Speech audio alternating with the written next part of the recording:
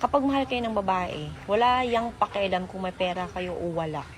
Sabi ni Soy dito, ni Ate Soy dito, kapag ang babae daw na in love is wala siyang pakialam kung may pera ka o wala.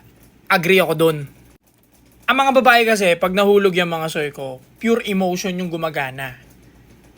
Nawawala yung talino. Basta emotion lang yung kung ano yung nararamdaman nila, yun lang yung sinusunod nila. Kahit wala kang pera, gagastos ang kanila. Totoo yan.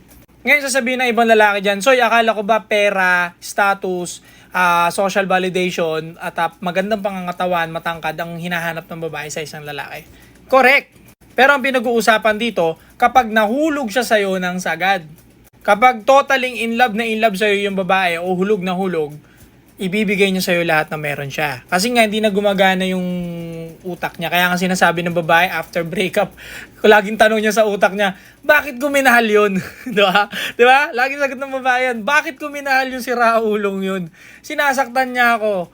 Wala naman siyang pera, wala siyang trabaho, babaero pa, bakit minahal ko yun? Hindi niya masagot. Kasi nga, emosyon yung gumagana sa babae kapag sobrang in love. Yung sinasabi nating pera, status, matangkad, attraction naman yun.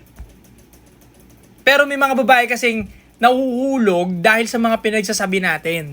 Dahil sa mga magagandang mabulaklak na sinasabi natin.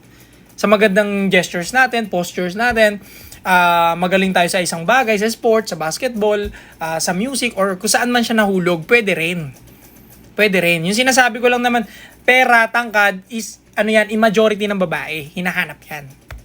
Pero pag nahulog siya sa'yo, nagiging tanga talaga ang babae. Stay cold.